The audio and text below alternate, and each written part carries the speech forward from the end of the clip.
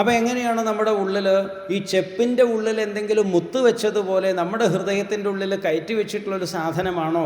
മേശയുടെ വലിപ്പിൽ നമ്മൾ എന്തെങ്കിലും വെക്കാറുണ്ട്, അല്ലെങ്കിൽ ഒരു പാത്രത്തിൽ ചെപ്പിൽ എന്തെങ്കിലും വസ്തുക്കൾ നമ്മൾ സൂക്ഷിക്കാറുണ്ട്. അപ്പോൾ അതുപോലെ ഹൃദയത്തിൻ്റെ ഉള്ളിൽ, ഹൃദയ ഗുഹയിലാണ് ഭഗവാൻ സ്ഥിതി ചെയ്യുന്നതെന്ന് പറഞ്ഞു കഴിഞ്ഞാൽ, നമ്മുടെ ഹൃദയത്തിൻ്റെ ഉള്ളിൽ ചതുർഭുജനായിട്ടുള്ള വിഷ്ണു ഭഗവാൻ ഇങ്ങനെ ഇരിക്കുകയാണോ? ഞെങ്ങി ഞെരുങ്ങി ഇടയ്ക്ക് കൈയൊക്കെ തിരിക്കാൻ ബുദ്ധിമുട്ടായിട്ട് ആകെ സ്ഥലം കുറവാണ്, എന്നിട്ട് അവിടെ ഒരു ഗതയും ചക്രമൊക്കെ കൊണ്ടുവച്ചിട്ട് ഇങ്ങനെ ഇരിക്കുകയാണോ? അപ്പോൾ ഈ ഹൃദയത്തിൽ ഈ ചക്രത്തിൻ്റെ പല്ലൊക്കെ തട്ടിയാൽ മുറിഞ്ഞു പോയില്ലേ സംഗതി, അല്ലേ? ആശുപത്രി കൊണ്ടുപോയി വരും. അപ്പോൾ അങ്ങനെ ഇരിക്കുകയാണോ സംഗതി? അതോ ഇനി അവിടെ ഇടയ്ക്ക് ഇങ്ങനെ ഈ കാലൊക്കെ പണിച്ചു കഴിഞ്ഞാൽ അതാണ് ഇടയ്ക്ക് ചിലപ്പോൾ നെഞ്ചുവേദനയൊക്കെ ഉണ്ടാവുമെന്ന് തോന്നുന്നുണ്ടല്ലേ? ഹൃദയത്തിൽ കാലൊക്കെ പണിച്ചിരിക്കുമ്പോൾ കാലിൻ്റെ മുട്ടൊക്കെ തട്ടുമ്പോഴേ. അപ്പോൾ അങ്ങനെ ഓടക്കോളിൽ വിളിച്ചിരിക്കുകയാണോ എന്ന് ചോദിച്ചാൽ അല്ല. അവിടെയാണ് സച്ചിദാനന്ദരൂപായ ചൈതന്യസ്വരൂപമായിട്ടാണ് ഇരിക്കുന്നത്, ചിത്തായിട്ടാണ്. ഇതിനെയൊക്കെ പ്രകാശിപ്പിക്കുന്നതായിട്ടുള്ള, പ്രവർത്തിപ്പിക്കുന്ന ചൈതന്യ സ്വരൂപമായിട്ടാണ് ഇരിക്കുന്നത്. അത് ഏതുപോലെയെന്ന് ചോദിച്ചു കഴിഞ്ഞാൽ ചെപ്പിലൊരു വസ്തു വെച്ചതുപോലെയല്ല, മറിച്ച് അവിടെയാണ് ജലത്തിലുള്ള പ്രതിബിംബം പോലെ. ജലത്തിലുള്ള ദൃഷ്ടാന്തം പറയുന്നുണ്ടല്ലോ, ഏകാദശ സ്കന്ധത്തിൽ 24 ഗുരുക്കന്മാരെയും മറ്റുമൊക്കെ പറയുന്നത് മനസ്സിലാക്കിക്കാൻ വേണ്ടിയിട്ടാണ്. എങ്ങനെയാണോ ആകാശത്തുള്ളതായിട്ടുള്ള സൂര്യൻ്റെ പ്രതിബിംബം ചന്ദ്രനിൽ ഈ ജലത്തിൽ കാണുന്നുണ്ട്, ജലത്തിലും നമ്മൾ ആദ്യം കാണുന്നില്ല, മറിച്ച് എങ്ങനെയെന്ന് ചോദിച്ചു കഴിഞ്ഞാൽ ഈ ചുമരിൽ വളരെ മനോഹരമായിട്ടാണ് സ്ഥലസ്ഥേനാവദൃശ്യത എന്ന് പറഞ്ഞിട്ട് പറയും. ചുമരിൽ നമ്മൾ പ്രകാശം കാണണം. ഇടയ്ക്ക് അങ്ങനെ നമുക്ക് അനുഭവം ഉണ്ടാവാറുണ്ട്. വേദാന്തത്തിൽ അല്ലെങ്കിൽ ഭാഗവതത്തിലാണെങ്കിലും വേദാന്തത്തിലാണെങ്കിലും വളരെ രസകരമായിട്ടുള്ള ദൃഷ്ടാന്തമാണ്. വേദാന്തം എന്ന് പറഞ്ഞു കഴിഞ്ഞാൽ ഇത്രയും ആസ്വാദ്യകരമായിട്ടുള്ളൊരു സബ്ജക്റ്റ് വേറെ ഇല്ല എന്ന് നമുക്ക് പറയാം. അത്രയും മനോഹരമായിട്ടും സരളമായിട്ടും രസകരമായിട്ടുമാണ് വേദാന്തത്തിൻ്റെയൊക്കെ പ്രതിപാദനം. ഇപ്പോൾ നമ്മളിങ്ങനെ നോക്കുന്ന സമയത്ത് ഇടയ്ക്ക് ചുമരിൽ പെട്ടെന്നൊരു സ്ഥലത്തൊരു വെളിച്ചം കാണുന്നുണ്ട്. അപ്പോൾ നമ്മൾ ആ വെളിച്ചം കാണുമ്പോൾ നമുക്ക് തോന്നും, എന്തപ്പോൾ അവിടെ അങ്ങനെ ഒരു വെളിച്ചം വരാൻ കാരണം? അപ്പോൾ നമ്മൾ അവിടേക്ക് നോക്കും, എവിടെ നിന്നാണ് വെളിച്ചം വരുന്നത്? അപ്പോഴാണ് മനസ്സിലായി, അവിടെ വെള്ളം വെച്ചിട്ടുണ്ടേ. ആ വെള്ളത്തിൽ സൂര്യൻ്റെ പ്രതിബിംബം, സൂര്യൻ അവിടെ ആ വെള്ളത്തിൽ പ്രതിഫലിച്ച് അങ്ങനെ സംഭവിക്കാറില്ലേ? അതിൻ്റെ പ്രകാശം ഈ ചുമരിലേക്ക് വരികയാണ്. അപ്പോൾ വാസ്തവത്തിൽ നമ്മളതിനെ അനുമാനിച്ചു. ഈ പ്രകാശം കണ്ട സമയത്ത് സാധാരണ ഇത് കണ്ടതുകൊണ്ട് തന്നെ നമുക്കറിയാം ചുമരിൽ വെളിച്ചം വരുന്നുണ്ടെങ്കിൽ എവിടുന്നോ ഒന്നെങ്കിൽ കണ്ണാടിയോ അല്ലെങ്കിൽ വെള്ളമോ എവിടെയുണ്ട്. എന്നാൽ കണ്ണാടിക്ക് ടോർച്ചടിക്കാനുള്ള കഴിവില്ല, വെള്ളത്തിനും പ്രകാശിപ്പിക്കാനുള്ള കഴിവില്ല. പക്ഷേ ആ വെള്ളത്തിലോ കണ്ണാടിയിലോ സൂര്യൻ്റെ പ്രകാശമാണ് ഇവിടേക്ക് വരുന്നത്. ഈ സൂര്യൻ ആകാശത്തിലാണുള്ളത്. ആകാശസ്ഥനായിട്ടുള്ള സൂര്യൻ്റെ പ്രകാശം ആ ഉപാധിയിലൂടെ ഇവിടെ ചുമരിൽ കണ്ട പ്രകാശത്തിലൂടെ നമ്മൾ അനുമാനിക്കുന്നത് പോലെ നമ്മുടെ കരചരണാദി അവയവങ്ങൾ അപ്പോൾ നമ്മളൊക്കെ എണീക്കുന്നു, ഇരിക്കുന്നു, നടക്കുന്നു, സംസാരിക്കുന്നു, ഓടുന്നു, ചാടുന്നു, പാടുന്നു, പല പ്രവൃത്തികളും നമ്മൾ ചെയ്യുന്നുണ്ട്. അപ്പോൾ സ്വതവേ ജഡമായിരിക്കുന്ന ഈ ശരീരത്തിന് ഈ പ്രവൃത്തികളൊക്കെ ചെയ്യണമെന്നുണ്ടെങ്കിൽ ഈ ശരീരത്തിലൊരു ചൈതന്യം ഉണ്ടായിരിക്കണം. അതുകൊണ്ടാണല്ലോ ജീവനുണ്ട് എന്നുള്ളത് നമ്മൾ ഈ ഇടയ്ക്കിടയ്ക്ക് എണീക്കുമ്പോഴും ബാക്കിയാണ്. രാവിലെ എണീക്കാൻ നേരം വൈകി കഴിഞ്ഞാൽ നമ്മൾ വിളിക്കും, അല്ലേ? വിളിച്ചു നോക്കും. വിളിച്ചു കഴിഞ്ഞിട്ട് ഈ ഉറങ്ങിയ ആൾ വിളി കേട്ടാലാണോ നമുക്ക് സമാധാനം, വിളി കേട്ടില്ലെങ്കിലാണോ സമാധാനം? ചിലത് വിളി കേട്ടില്ലെങ്കിൽ സമാധാനമാവും, അത് വേറെ കാര്യം. എന്നാലും പൊതുവെ എന്തായിരിക്കും, വിളി കേട്ടു, അതുവരെ അല്ലേ 5 മണിക്ക് എണീക്കേണ്ട ആളാണ്, അല്ലെങ്കിൽ 5:30 എണീക്കേണ്ട ആളാണ്, 6:30 കഴിഞ്ഞു എണീറ്റിട്ടില്ല, പോയി തട്ടും, എന്ത് പറ്റിയാവോ, ഒരു ആശങ്കയൊക്കെ ഉണ്ടാവും, എന്താണാവോ, ഞാൻ ഉണന്നു, സമാധാനം, കുഴപ്പമൊന്നുമില്ല എന്നുള്ളതാണല്ലോ നമുക്ക് മനസ്സിലാവുന്നത്. അപ്പോൾ ഈ ഒരു ശബ്ദം എവിടുന്നാണ് പുറപ്പെടുന്നത്? ആ വ്യക്തിയിൽ നിന്നാണ്. അതിനർത്ഥം എന്താ? ജീവിച്ചിരിപ്പുണ്ടെന്നുള്ളതാണ്, അല്ലേ? സംഗതി അതാണല്ലോ, ജീവിച്ചിരിപ്പുണ്ടെന്ന് നമുക്ക് മനസ്സിലായി. ഇനി ഈ ജീവൻ എന്ന് പറഞ്ഞു കഴിഞ്ഞാലോ, മമൈവംശോ ജീവലോകേ ജീവഭൂത സനാതന. ഈ ജീവൻ എന്നുള്ളത് പരമാത്മാവിൻ്റെ അംശമാണ്. അംശമെന്ന് പറഞ്ഞു കഴിഞ്ഞാൽ എങ്ങനെയാണോ പൂർണ്ണമായും ആകാശത്തിലുള്ള സൂര്യൻ ആ ജലപാത്രത്തിൽ കണ്ടത്, അത് ആകാശത്തിലുള്ള സൂര്യൻ്റെ ഒരു കഷണം മുറിഞ്ഞ് വെള്ളത്തിലേക്ക് വീണതല്ല, അതിൻ്റെ പ്രതിബിംബമാണ്. ഈ പ്രതിബിംബം എത്ര സമയം അവിടെ ഉണ്ടാവും? ആ പാത്രത്തിൽ വെള്ളം ഉള്ളത് വരെ. എപ്പോഴെങ്കിലും ആ പാത്രത്തിലുള്ള വെള്ളം മറിച്ചു കഴിഞ്ഞാലോ അല്ലെങ്കിൽ അത് മറിഞ്ഞു പോയി കഴിഞ്ഞാൽ പിന്നെ പ്രതിബിംബം കാണില്ല, ചുമരിൽ ലൈറ്റും കാണില്ല. നേരെ ആ ബിംബത്തിലേക്ക്, ബിംബഭൂതമായിട്ടുള്ളതിലേക്ക് പോയി എന്നുള്ളതാണ്. അപ്പോൾ ഈ വെള്ളത്തിൽ വാസ്തവത്തിൽ സൂര്യൻ പ്രവേശിച്ചിട്ടില്ല, പ്രവിഷ്ട ഇവ, പ്രവേശിച്ചവനെ പോലെ തോന്നി പ്രകാശിപ്പിച്ചതാണ്. അപ്പോൾ അതുപോലെ തന്നെ ഇവിടെ അന്ധക്കരണത്തിൽ വരുന്നതായിട്ടുള്ള ആ ചൈതന്യത്തെ ചിതാഭാസൻ എന്ന് പറയും. വേദാന്തത്തിൽ അതിൽ ചിതാഭാസൻ എന്നാണ് പറയുക, ജീവൻ്റെ ഈ പ്രകാശത്തെ. അപ്പോൾ ഈ ചൈതന്യവത് ആഭാസന്ത ഇത് ചിതാഭാസ എന്നാണ് പറയുന്നത്. അപ്പോൾ ഈ ചിതാഭാസൻ അന്ധക്കരണമാകുന്ന ഉപാധിയിലൂടെ പ്രകാശിക്കുകയാണ് ചെയ്തിട്ടുള്ളത്. വാസ്തവത്തിൽ പൂർണ്ണമായും ശുദ്ധ ചൈതന്യം തന്നെയാണ് ജീവൻ എന്ന് പറയുന്നത്. ആ ഒരു ബോധം വരുന്ന സമയത്ത് ഈ ശരീര അഭിമാനം എന്നുള്ളത് പൂർണ്ണമായും നീങ്ങും. പരിച്ഛിന്നമായിട്ടുള്ള ഈ ഉപാധിയിൽ ഞാൻ എന്നുള്ളതായ ആ ബോധം നീങ്ങി, മറിച്ച് താൻ ഈ പരിച്ഛിന്നമായിട്ടുള്ളതല്ല, വ്യാപകമായിട്ടുള്ള ഈശ്വര അംശം തന്നെയാണ് എന്നുള്ള വ്യാപകമായിട്ടുള്ള അഭിമാനത്തിലേക്ക് മനുഷ്യൻ പരിവർത്തനപ്പെടും എന്നുള്ളതാണ്. അവിടെ ജ്ഞാന വൈരാഗ്യ ഭക്തികളായി മാറി. ഇതിൻ്റെ പരിണതഫലമാണ് നൈഷ്കർമ്മ്യം എന്നുള്ളതായ സിദ്ധി. മധുസൂദന സ്വാമിജികളുടെ ഒരു ഗ്രന്ഥം തന്നെയുണ്ട്, നൈഷ്കർമ്മ്യ സിദ്ധി എന്ന് പറഞ്ഞിട്ട്. ഈ നൈഷ്കർമ്മ്യം എന്ന് പറഞ്ഞു കഴിഞ്ഞാൽ വളരെ രസകരമായിട്ടുള്ളൊരവസ്ഥയാണ്. നൈഷ്കർമ്മ്യം എന്ന് പറഞ്ഞു കഴിഞ്ഞാൽ നിർഗതാനി കർമാണി യസ്മാത് എന്നുള്ള തലത്തിലാണ് വരിക. കർമ്മങ്ങളെല്ലാം നീങ്ങിയ അവസ്ഥയാണ് നൈഷ്കർമ്മ്യം എന്ന് പറയുന്നത്. ഈ നൈഷ്കർമ്മ്യ സിദ്ധി എന്ന് പറയുന്നത് ഈ നൈഷ്കർമ്മ്യ ഭാവത്തിലൂടെ സിദ്ധിക്കുന്നത് എന്ന അർത്ഥത്തിലാണ് നൈഷ്കർമ്മ്യ സിദ്ധി എന്ന് പറയുന്നത്. ഇവിടെ നൈഷ്കർമ്മ്യം എന്ന് പറഞ്ഞു കഴിഞ്ഞാലും ഇതുപോലെയാണ്. കർമ്മങ്ങളെല്ലാം നീങ്ങിയതായിട്ടുള്ള ആ ഒരു അവസ്ഥ, ഈ നൈഷ്കർമ്മ്യ അവസ്ഥ എന്ന് പറയുന്നത് ജീവൻ മുക്ത അവസ്ഥയാണ്. കാരണം ഗീതയിൽ പറയുന്നൊരു ശ്ലോകം വളരെ പ്രസിദ്ധമായിട്ടുള്ളതാണ്. നഹി കശ്ചിൽ ക്ഷണമപി ജാതു തിഷ്ഠത്യകർമ്മകൃത്, അല്ലേ? ഒരു മനുഷ്യനും കർമ്മം ചെയ്യാതെ ഒരു നിമിഷം പോലും ഇരിക്കാൻ സാധ്യമല്ല എന്നുള്ളതാണ്. കർമ്മം ചെയ്യാതെ ഒരാൾക്കും ഇരിക്കാൻ സാധ്യമല്ല. 3 തരത്തിലാണ് നമ്മൾ കർമ്മം ചെയ്യുന്നത്. ഒന്നുകിൽ ശരീരം കൊണ്ട്, അല്ലെങ്കിൽ വാക്കുകൊണ്ട്, അല്ലെങ്കിൽ മനസ്സുകൊണ്ട്. ഇതാണല്ലോ നമുക്ക് പ്രവർത്തിക്കാനുള്ള ഉപകരണങ്ങൾ. ഒന്നുകിൽ ശരീരം കൊണ്ട് ചെയ്യും, അല്ലെങ്കിൽ നമുക്ക് സംസാരിച്ചിട്ട്, വാക്കും ഒരു കർമ്മേന്ദ്രിയമായതുകൊണ്ട് വാക്കുകൊണ്ട് കർമ്മം ചെയ്യുന്നുണ്ട്. സങ്കല്പങ്ങൾ മനസ്സുകൊണ്ട് കർമ്മം ചെയ്യുന്നുണ്ട്.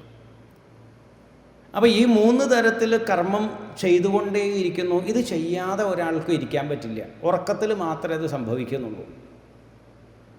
അപ്പോൾ സ്വാഭാവികമായും ഒരു നിമിഷം പോലും കർമ്മം ചെയ്യാതെ ഇരിക്കുക എന്ന് പറഞ്ഞു കഴിഞ്ഞാൽ പിന്നെ എങ്ങനെ ഈ നൈഷ്കർമ്മ്യം എന്നുള്ള ഭാവം വരിക? അത് പരസ്പര വിരുദ്ധമായിട്ടുള്ളൊരു കാര്യമല്ലേ? അവിടെയാണ് ഭഗവത്ഗീതയിൽ അതിലൊരു ചെറിയ ഉത്തരം പറയുന്നുണ്ട്. ഇന്ദ്രിയാണി ഇന്ദ്രിയാർത്ഥേഷു വർത്തന്ത ഇതി ധാരയൻ. എന്നിട്ടോ ബ്രഹ്മണ്യാധായ കർമാണി സംഗം ത്യക്ത്വാ കരോതി യഹ എന്നൊക്കെ പറഞ്ഞിട്ട് അവിടെ പറയും. ഇതേ കാര്യത്തെ തന്നെയാണ് ഇവിടെ പറയുന്നത്. നൈഷ്കർമ്മ്യം എന്ന് പറഞ്ഞു കഴിഞ്ഞാൽ ഞാൻ ചെയ്യുന്നു എന്നുള്ള ഭാവമില്ലാതെയാണ് പ്രവൃത്തി. ശരീരാഭിമാനം ഉണ്ടാകുമ്പോഴാണ് അഹം കർത്ത എന്നുള്ള ഭാവത്തിൽ ഈ പ്രവൃത്തികളൊക്കെ ചെയ്യുന്നത്. ഞാനാണിത് ചെയ്യുന്നത്, ഇതൊക്കെ എൻ്റെ പ്രവൃത്തികളാണ്, ഇതിൻ്റെ ഫലം എനിക്ക് വേണം എന്നുള്ള രീതിയിൽ ശരീരാഭിമാനം നിലനിൽക്കുമ്പോഴാണ് ഈ കർത്തൃത്വം ഉണ്ടാകുന്നത്. ശാസ്ത്രത്തിൽ അതിനെ കർത്തൃത്വ അഭിമാനം എന്ന് പറയും.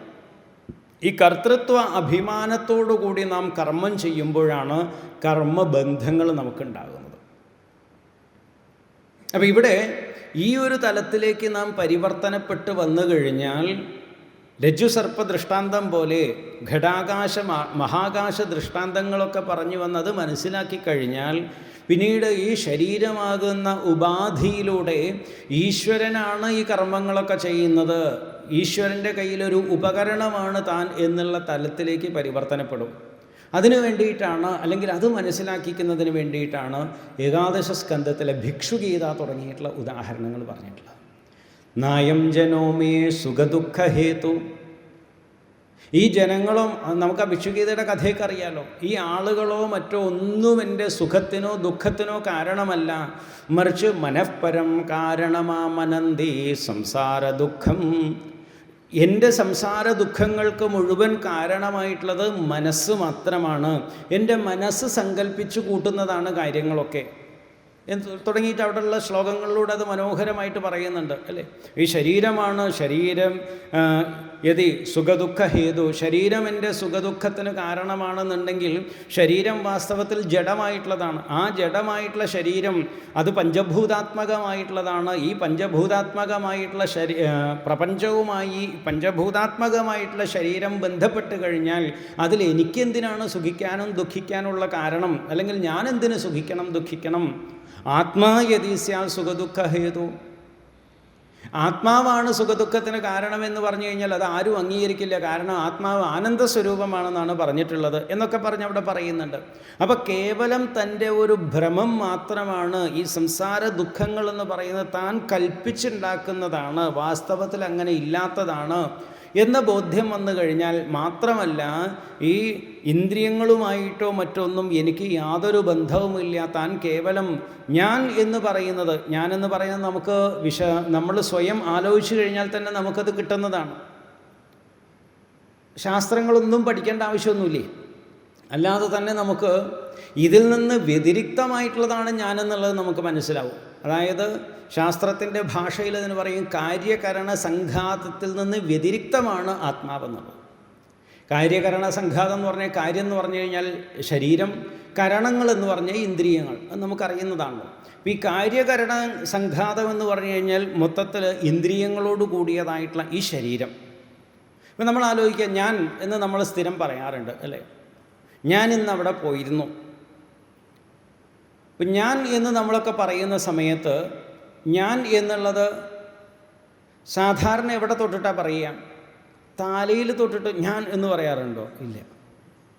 ഞാൻ നമ്മൾ പൊതുവേ നമ്മുടെ ഹൃദയത്തിൽ അല്ലെങ്കിൽ മാറിടത്തിൽ തൊട്ടിട്ടാണ് നമ്മൾ പറയുന്നത്. ഇനി ഞാൻ എന്ന് നമ്മൾ പറയുന്നു, അതവിടെ ഇരിക്കട്ടെ. ഒപ്പം ഇടയ്ക്ക് പറയാറില്ലേ, എൻ്റെ കാലിന് നല്ല സുഖമില്ല, എന്തോ വേദനയുണ്ട്, കാലിൻ്റെ മുട്ടിനൊക്കെ നല്ല വേദന. ആരുടെ കാലിൻ്റെ മുട്ടിനാ വേദനയാണ്? എൻ്റെ കാലിൻ്റെ മുട്ടിനും.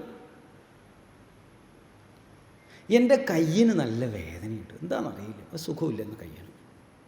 എൻ്റെ കണ്ണയും എന്തോ അങ്ങോട്ട് ശരിയാവണ്ടേ അല്ലേ, എൻ്റെ കണ്ണ് പിടിക്കുന്നില്ല. എൻ്റെ ചെവി ഇന്നലെ നല്ല വേദനയുണ്ടായിരുന്നു. ആരുടെ ചെവിയാ? എൻ്റെ ചെവി. എൻ്റെ ചെവിക്ക് എന്തോ നല്ല പ്രശ്നമുണ്ട്. ഇന്നലെ എൻ്റെ തല വല്ലാതെ വേദനയ്ക്കുണ്ടായിരുന്നു, വെള്ളം മാറി കുളിച്ചോണ്ടാന്ന് അറിയില്ല, എൻ്റെ തല നല്ല വേദനയുണ്ടായിരുന്നു. എൻ്റെ വയറിന് വിശക്കല്ല, ഇന്നലെ വയറ് വേദനയ്ക്കായിരുന്നു അല്ലേ. എൻ്റെ വയറിന് ഇതൊക്കെ ഉണ്ട്. അപ്പോൾ എൻ്റെ കാലിന് വേദനയുണ്ടായി. ഞാൻ ഇപ്പോൾ സാധാരണ അങ്ങനെ പറയുന്നു മാത്രമേ ഉള്ളൂ കേട്ടോ, നല്ലതും എടുക്കാൻ കുഴപ്പമൊന്നുമില്ല. എൻ്റെ കാല്, എൻ്റെ കയ്യ്, എൻ്റെ കണ്ണ്, എൻ്റെ മൂക്ക്, എൻ്റെ തല, എൻ്റെ വയറ്, എൻ്റെ നെഞ്ചിനൊരു വേദന ഇല്ലേ, എൻ്റെ നെഞ്ചിനും വേദനയുണ്ടാവും. എൻ്റെ മനസ്സിനൊരു സുഖവുമില്ല, എന്താണെന്നറിയില്ല.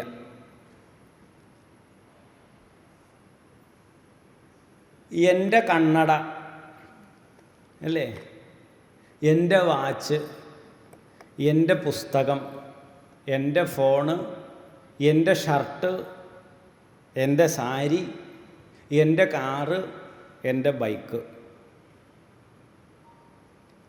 മനസ്സിലായല്ലോ? എൻ്റെ കാറ്, എൻ്റെ ബൈക്ക്, എൻ്റെ പുസ്തകം, എൻ്റെ വാച്ച്, എൻ്റെ പേന, എൻ്റെ പുസ്തകം, എൻ്റെ കണ്ണട, എൻ്റെ കയ്യ്, എൻ്റെ കാല്, എൻ്റെ മൂക്ക്, എൻ്റെ മനസ്സ്, എൻ്റെ ബുദ്ധി. അപ്പോൾ ഈ കണ്ണടയും വാച്ചും ഒക്കെ വേറെയാണെന്നുള്ളത് പോലെ തന്നെയാണ്. അപ്പോൾ ഇതിൽ നിന്നൊക്കെ വ്യത്യസ്തമാണ് ഞാൻ എന്നുള്ളത് കൊണ്ടാണല്ലോ എൻ്റേത് എന്ന് പറയണത്. ഞാനിവിടെ ഉള്ളത് കൊണ്ടാണ് എൻ്റെ വാച്ച് എന്ന് പറയുമ്പോൾ വാച്ച് അതിൻ്റെ ഉടമസ്ഥനാണ് ഞാൻ, വാച്ച് വേറെയാണ്.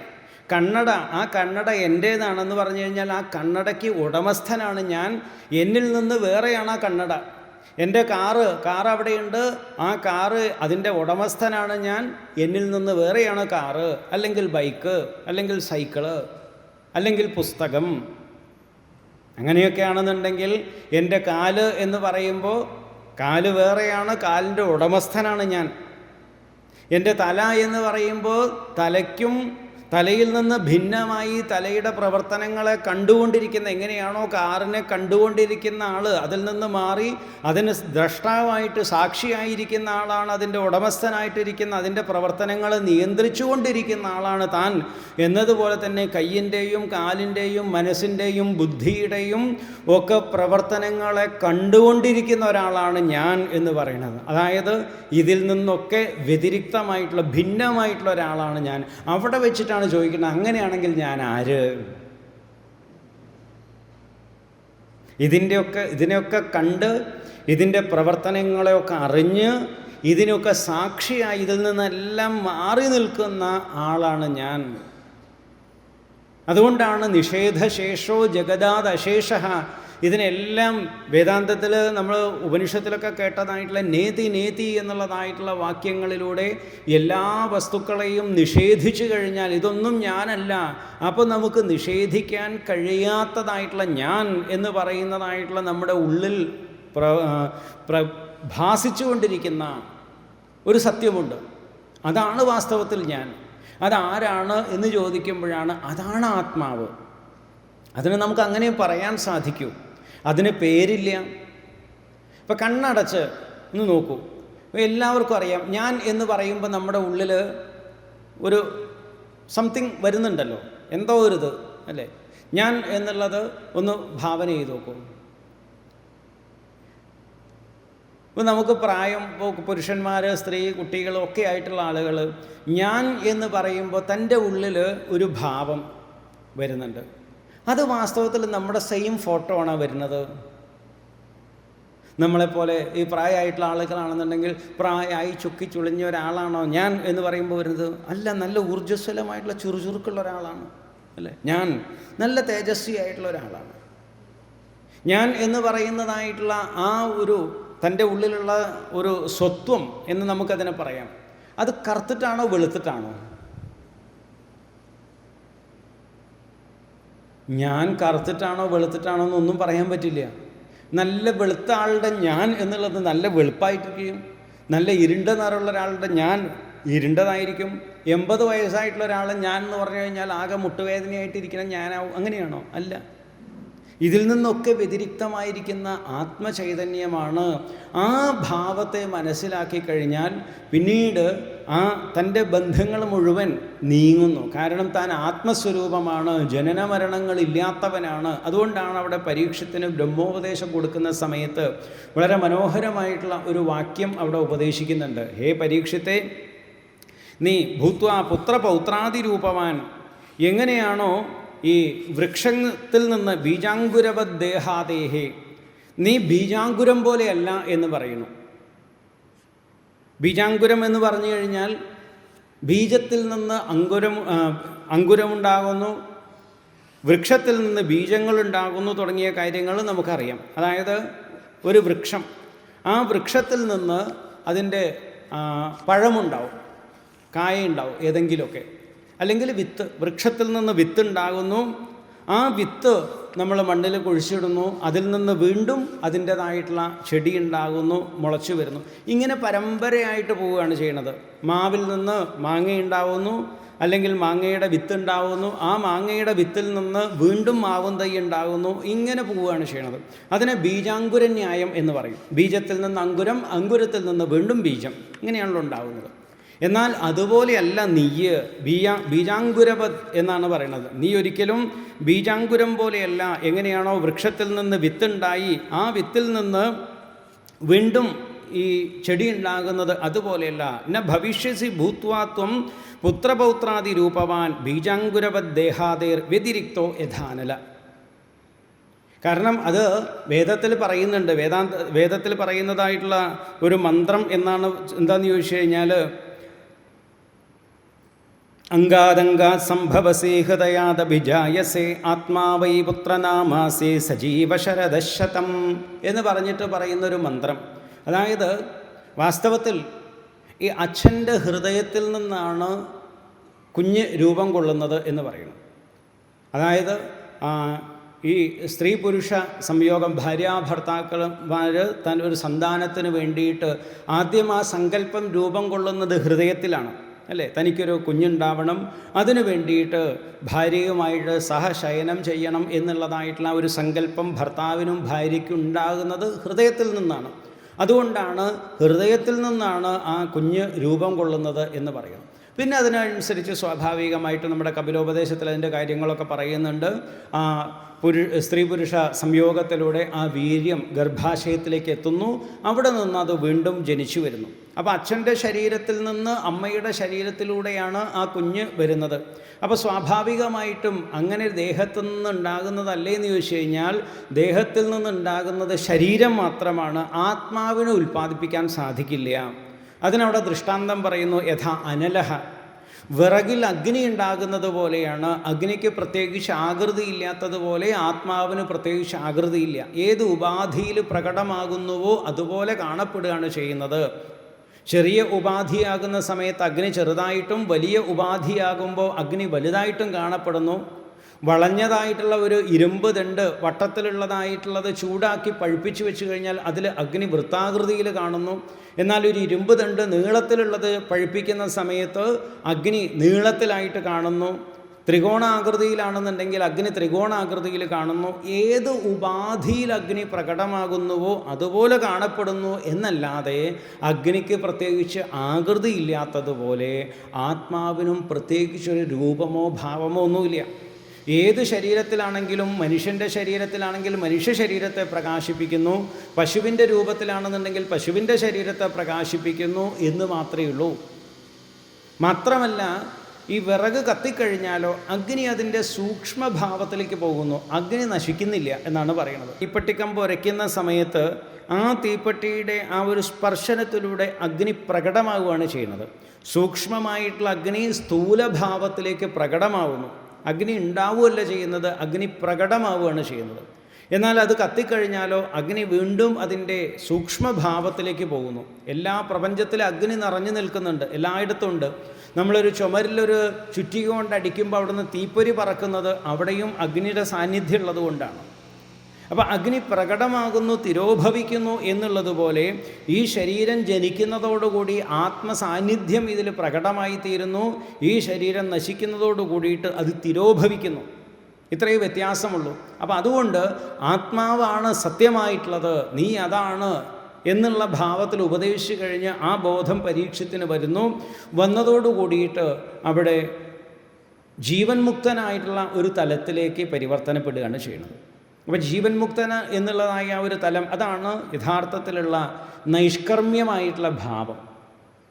അതുകൊണ്ടാണ് ജീവൻ്റെ ലക്ഷ്യം എന്നുള്ളത് ഈ നൈഷ്കർമ്മ്യ ഭാവമാണ് എന്ന് ഇവിടെ പറയാൻ അതാണ് കാരണം. ജീവൻ്റെ ലക്ഷ്യം ജീവൻ മുക്ത അവസ്ഥ എന്നുള്ളതാണ്.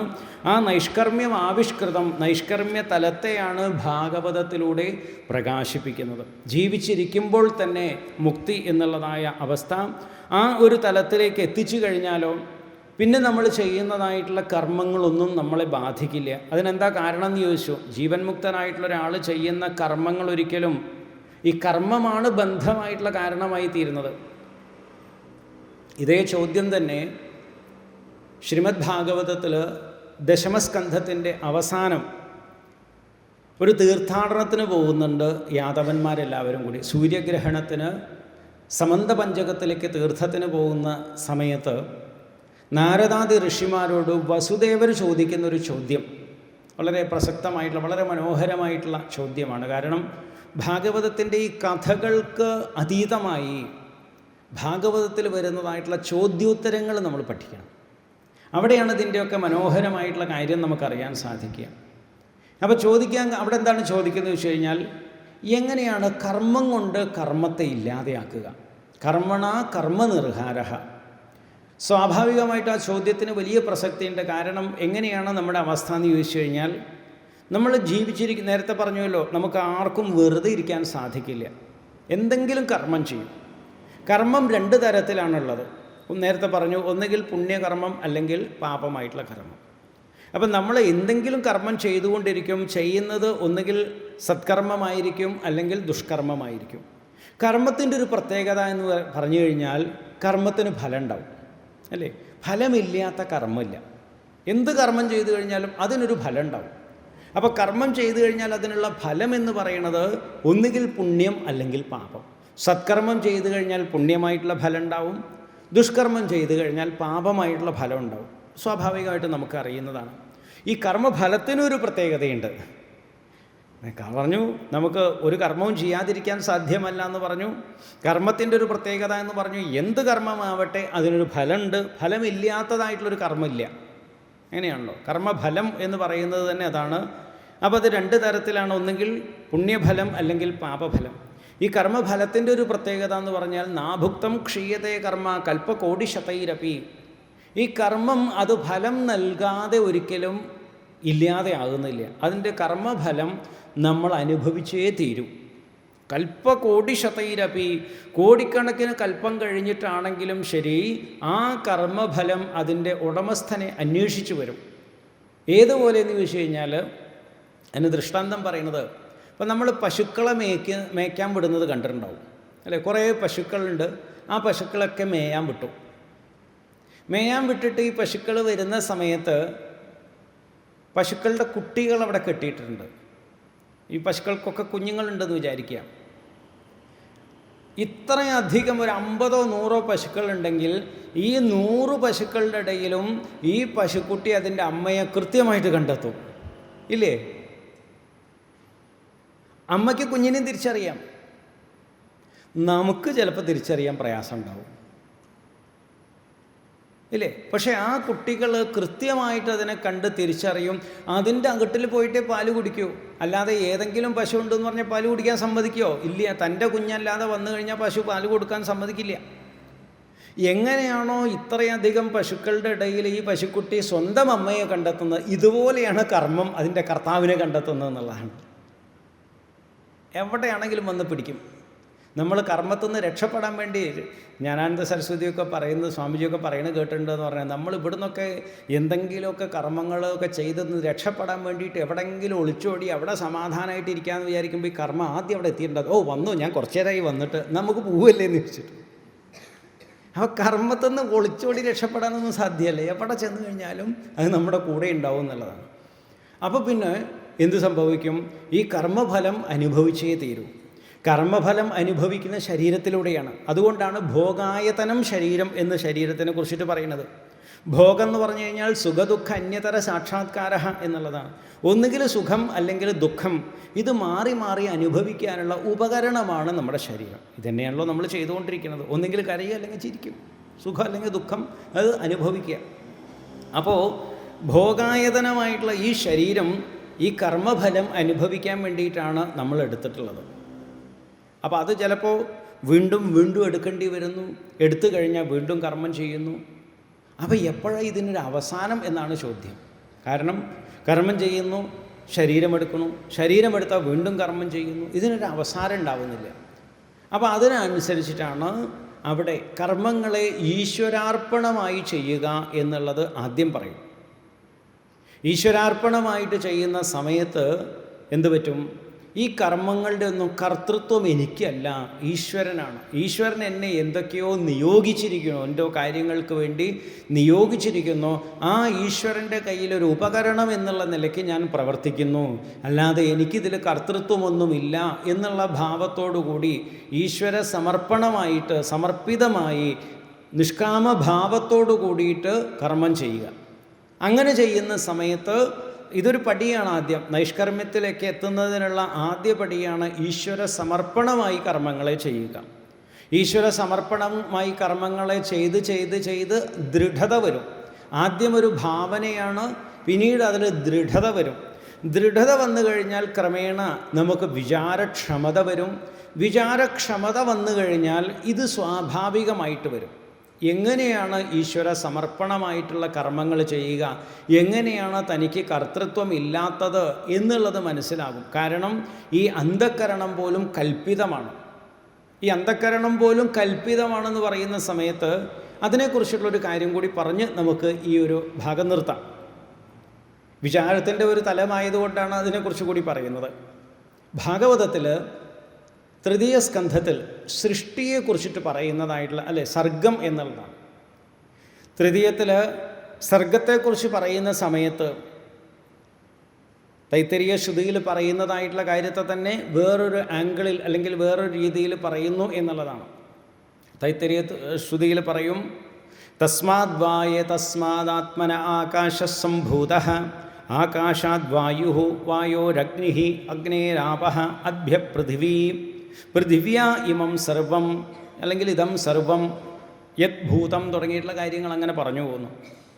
തസ്മാദ് വാ ഏതസ്മാദ് ആത്മനഃ ആകാശസംഭൂതഃ, ആ പരമാത്മാവിൽ നിന്ന്, ഈ പരമാത്മാവിൽ നിന്ന് എന്നൊക്കെയാണ് അതിന് പറയുന്നത്. നമുക്കതിന് ആവശ്യമുള്ളത് മാത്രം എടുക്കാം. ആ പരമാത്മാവിൽ നിന്ന് ആദ്യം ആകാശമുണ്ടായി, ആകാശത്തിൽ നിന്ന് വായു, വായുവിൽ നിന്ന് അഗ്നി, അഗ്നിയിൽ നിന്ന് ജലം, ജലത്തിൽ നിന്ന് ഭൂമി, ഭൂമിയിൽ നിന്ന് ഭൂമിയിലുള്ളതായിട്ടുള്ള ഈ ജീവജാലങ്ങൾ മുഴുവൻ ഉണ്ടായി എന്ന് പറയും. ഇതിനെ തന്നെ സൃഷ്ടി പ്രക്രിയയെ ശ്രീമദ് ഭാഗവതത്തിൽ തൃതീയ സ്കന്ധത്തിൽ പറയുന്ന സമയത്ത് പരമാത്മാവിനെ, ഈശ്വരനെ അവിടെ പുരുഷൻ എന്ന് പറയുന്നു അല്ലേ. ആദിനാരായണൻ അല്ലെങ്കിൽ ആ പുരുഷൻ, ഈ പുരുഷൻ്റെ ശക്തിയാണ് പ്രകൃതി എന്ന് പറയുന്നത്, മായ അല്ലെങ്കിൽ പ്രകൃതി. ഈ പ്രകൃതിയിൽ നിന്ന് പിന്നീട് മഹത്വത്വം എന്നുള്ളതുണ്ടായി.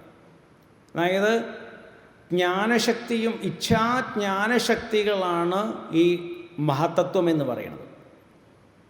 ആ മഹത്തത്വത്തിൽ നിന്ന് അഹംതത്വം, അഹങ്കാരം എന്നുള്ളതായ അഹംതത്വമുണ്ടായി. അഹംതത്വത്തിൽ നിന്ന് ത്രിഗുണങ്ങളുണ്ടായി, സത്വം രജസ് തമസ് എന്നുള്ളതായിട്ടുള്ള ത്രിഗുണങ്ങളുണ്ടായി.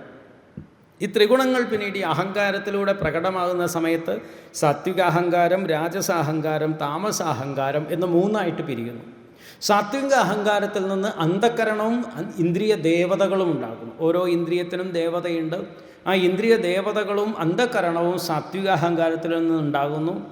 രാജസാഹങ്കാരത്തിൽ നിന്ന് ഇന്ദ്രിയങ്ങളുണ്ടാകുന്നു. പഞ്ചപ്രാണനും ഇന്ദ്രിയങ്ങളും രാജസാഹങ്കാരത്തിൽ നിന്നുണ്ടാകുന്നു. താമസ അഹങ്കാരത്തിൽ നിന്നാകട്ടെ ആദ്യം ശബ്ദസ്പർശ രൂപരസഗന്ധാദികളാകുന്ന തന്മാത്രകളുണ്ടാകും.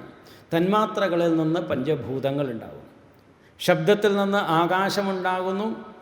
ആകാശത്തിലാണ് വായു സഞ്ചരിക്കുന്നത്. ആ വായുവിന് വേണ്ടിയിട്ട് വായുവിൻ്റെ ഗുണമെന്ന സ്പർശമുണ്ടാകുന്നു. സ്പർശം നമുക്കറിയാം, വായു നമ്മുടെ ദേഹത്ത് തട്ടുമ്പോൾ സ്പർശം അനുഭവപ്പെടുന്നുണ്ട്.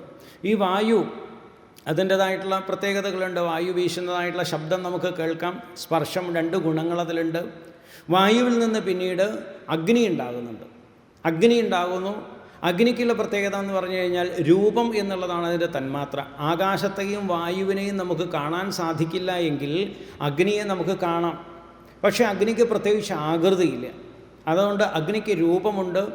രൂപത്തിൽ നിന്ന് പിന്നീട് സ്പർശം എന്നുള്ളതുണ്ടാകുന്നു. അപ്പോൾ അഗ്നിക്ക് നമുക്ക് 3 ഗുണങ്ങളാണുള്ളത്. ആകാശത്തിൻ്റെതായിട്ടുള്ള ശബ്ദം, തീ കത്തുന്ന സമയത്ത് അതിൻ്റെ ശബ്ദം നമുക്ക് കേട്ടാൽ അറിയാം. അതുപോലെ തന്നെ തൊട്ടാൽ അറിയാം, തീയിന് ചൂടുള്ളത് നമുക്ക് തൊട്ടാൽ അറിയാം. സ്പർശമുണ്ട്, രൂപമുണ്ട്. അപ്പോൾ അഗ്നിക്ക് 3 ഗുണങ്ങളുണ്ട്. ശബ്ദം, സ്പർശം, രൂപം എന്ന 3 ഗുണങ്ങൾ അഗ്നിക്കുണ്ട്. അതിൽ നിന്ന് പിന്നീട് ജലമുണ്ടാകുന്നു. ജലത്തിനാണെന്നുണ്ടെങ്കിലോ ജലത്തിൻ്റെതായിട്ടുള്ള ഗുണമെന്ന് പറയുന്നത് രസമാണ്. സ്വാദ്, രസം നമുക്ക് അത് വായിൽ വെച്ച് അറിയാൻ പറ്റും. തീ വായിൽ വയ്ക്കാൻ പറ്റില്ല അല്ലേ. ജലമാണെങ്കിൽ വായിൽ വയ്ക്കാം. പിന്നീട് അതിൽ നിന്ന് ഭൂമി ഉണ്ടാകുന്നു. ഭൂമിക്കാണെങ്കിൽ ഗന്ധമുണ്ട്, മണം ഉണ്ടാകുന്നുണ്ട്. അപ്പോൾ ഈ പഞ്ചഭൂതങ്ങളും പഞ്ചതന്മാത്രകളും താമസ അഹങ്കാരത്തിൽ നിന്നുണ്ടായി. അതിൽ നിന്ന് ഈ ജീവജാലങ്ങളും നമ്മളൊക്കെ ഉണ്ടായി എന്ന് പറയും. സൃഷ്ടിപ്രക്രിയ പറയുന്നതാണ്. അപ്പോൾ എന്തിനാണ് ഈ സൃഷ്ടിപ്രക്രിയയെക്കുറിച്ച് പറയുന്നതെന്നാണെങ്കിൽ ഏകാദശത്തിലെ 24-ാമത്തെ അധ്യായത്തിൽ പറയും ലയപ്രക്രിയയെക്കുറിച്ചിട്ടാണ് അവിടെ പറയുന്നത്. ലയപ്രക്രിയ എന്ന് പറഞ്ഞു കഴിഞ്ഞാൽ ഇതെല്ലാം എങ്ങനെയാണ് തിരിച്ച് നാം വിചാരം ചെയ്യേണ്ടത്. അപ്പോൾ ഈ നൈഷ്കർമ്മ്യത്തെക്കുറിച്ച് പറയുമ്പോൾ ഇതിനെ ലയിപ്പിക്കുന്നതായിട്ടുള്ളൊരു പ്രക്രിയയെക്കുറിച്ച് പറയും. ഈ ലയിപ്പിക്കുന്ന പ്രക്രിയ എന്ന് പറഞ്ഞു കഴിഞ്ഞാൽ ഇപ്പം നമ്മുടെ ഈ അഭിമാനവും അഹങ്കാരവും ഒക്കെയാണല്ലോ നമുക്കൊക്കെ ഉള്ളത്. അപ്പം നമ്മുടെ ഇന്ദ്രിയങ്ങൾ എന്താണ്, അന്ധക്കരണം, ഇതൊക്കെ എവിടെ നിന്നാണ് ഉണ്ടായത് എന്നതിനെ വിചാരം ചെയ്ത് മനസ്സിനെ അതിൻ്റെ അധിദേവതകളിൽ ലയിപ്പിക്കുക. അപ്പോൾ മനസ്സ്, അന്ധക്കരണം, മനസ്സ്, ബുദ്ധി, ചിത്തം, അഹങ്കാരം എന്നുള്ള 4 കൂടി ചേരുന്നതാണ് അന്ധക്കരണം. ഈ മനസ്സിനെ അതിൻ്റെ ദേവതയിൽ, ബുദ്ധി അതിൻ്റെ ദേവതയിൽ, ഇങ്ങനെ ഓരോന്നും അതിൻ്റെ അധിദേവതയിൽ ലയിപ്പിക്കുക, ഇന്ദ്രിയങ്ങളെ അതിൻ്റെ അധിദേവതയിൽ ലയിപ്പിക്കുക. പിന്നീട് ഇവയെല്ലാം എവിടെ നിന്നാണ് ഉണ്ടായത്? സാത്വിക അഹങ്കാരം, രാജസാഹങ്കാരം, താമസാഹങ്കാരം എന്നുള്ളതായ, അതായത് കാര്യത്തെ കാരണത്തിൽ ലയിപ്പിക്കുന്നതായിട്ടുള്ള പ്രക്രിയ. അങ്ങനെ ക്രമേണ ഈ 3 അഹങ്കാരത്തിലേക്ക് നമ്മുടെ ഈ കാര്യങ്ങളെ, അന്ധകരണത്തെയും ഇന്ദ്രിയത്തെയും ഒക്കെ ലയിപ്പിച്ചു. ശരീരം പഞ്ചഭൂതങ്ങളിൽ നിന്നുണ്ടായതായതുകൊണ്ട് ഈ ശരീരത്തെ പഞ്ചഭൂതങ്ങളിലേക്ക് സാങ്കല്പികമായിട്ട് അതിൻ്റെ കാരണത്തിൽ ലയിപ്പിക്കുന്നു. ക്രമേണ ഈ അഹങ്കാരം നേരെ മഹത്തത്വത്തിലേക്ക് കൊണ്ടുവരുന്നു. അവിടെയാണ് ഈ ജ്ഞാനക്രിയാശക്തികളുള്ളത്.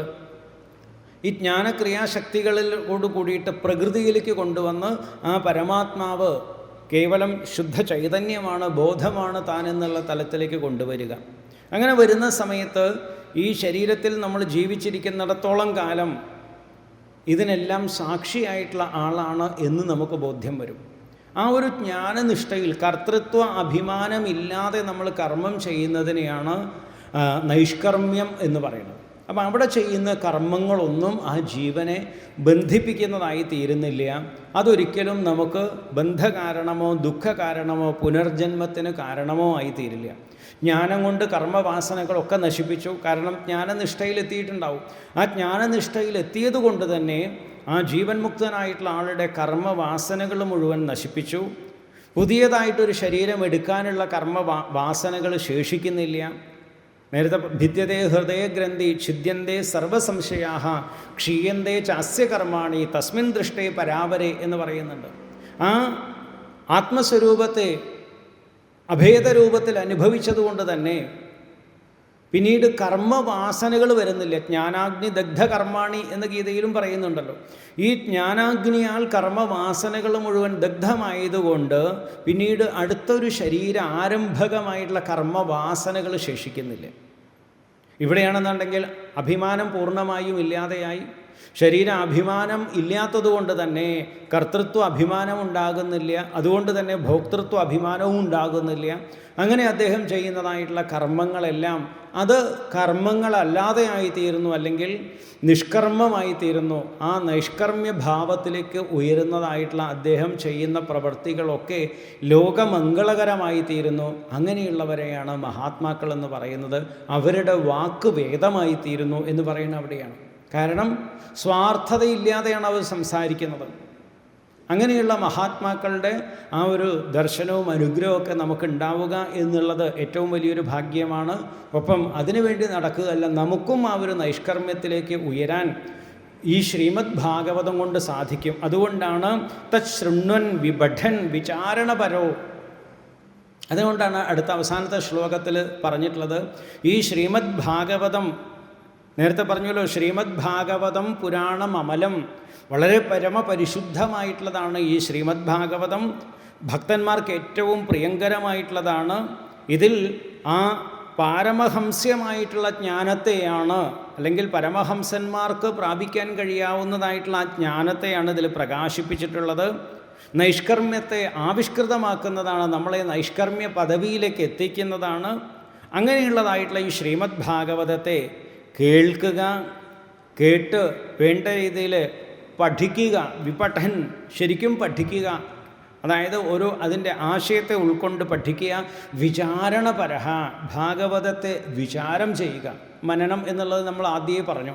അങ്ങനെ വിചാരണപരനായി തീർന്നു കഴിഞ്ഞാൽ ഭക്തി കൊണ്ട് നമുക്ക് ഈ സംസാര ദുഃഖങ്ങളിൽ നിന്ന് മുക്തരായി തീരാം എന്ന് ഈ ശ്ലോകത്തിലൂടെ പ്രതിപാദിക്കുകയാണ്. അപ്പോൾ എങ്ങനെയാണ് ഭക്തിജ്ഞാന വൈരാഗ്യത്തിലൂടെ നൈഷ്കർമ്മ്യത്തിലേക്ക് ഭാഗവതത്തിലൂടെ ഒരു പ്രയാണം എന്നുള്ളതിന് ഏകദേശമായിട്ട് നമ്മൾ ഇവിടെ ഒന്ന് അവതരിപ്പിക്കുകയാണ് ചെയ്തത്. തീർച്ചയായിട്ടും ഭാഗവതത്തിലൂടെ അത് എല്ലാവർക്കും നേടാവുന്ന ഒരു കാര്യമാണ്. ഭാഗവതത്തിൻ്റെ ഒരു ഉയർന്ന തലം എന്നുള്ളതുണ്ടെന്ന് പറഞ്ഞു. ആ ഒരു തലമാണ് നൈഷ്കർമ്മ്യത്തിലൂടെ പ്രതിപാദിപ്പിക്കപ്പെടുന്നത്. ശ്രീശുക മഹർഷിയൊക്കെ അനുഭവിച്ചതായിട്ടുള്ള ശ്രീശുകൻ്റെ ഉപദേശത്തിലൂടെ പരീക്ഷിത് എത്തിച്ചേർന്നതായിട്ടുള്ള ഒരു തലമാണ് നൈഷ്കർമ്മ്യം, അല്ലെങ്കിൽ കേവല അവസ്ഥ എന്ന് പറയുന്നത്, അല്ലെങ്കിൽ ജീവൻ മുക്ത അവസ്ഥ എന്ന് പറയുന്നത്. അത് നമുക്കൊക്കെ ലഭ്യമാകാൻ ഭഗവാന്റെയും ഗുരുപരമ്പരയുടെയും ഒക്കെ അനുഗ്രഹം ഉണ്ടാകട്ടെ. എല്ലാവർക്കും ഭഗവാന്റെ അനുഗ്രഹം ഉണ്ടാകട്ടെ. സദ്ഗുരുക്കന്മാരുടെ പൂർണ്ണ അനുഗ്രഹം നമുക്കൊക്കെ ഉണ്ടാകട്ടെ എന്ന് പറഞ്ഞുകൊണ്ട് ഈ ഒരു വാക്കുകൾ ഇവിടെ ഭഗവാന്റെയും ഗുരുപരമ്പരയുടെയും പാതാരവിന്ദത്തിൽ സമർപ്പിച്ചുകൊണ്ട് എൻ്റെ വാക്കുകൾ ഇവിടെ ഉപസംഹരിക്കുന്നു. ഓം ശാന്തി ശാന്തി ശാന്തി. ഹരി ഓം.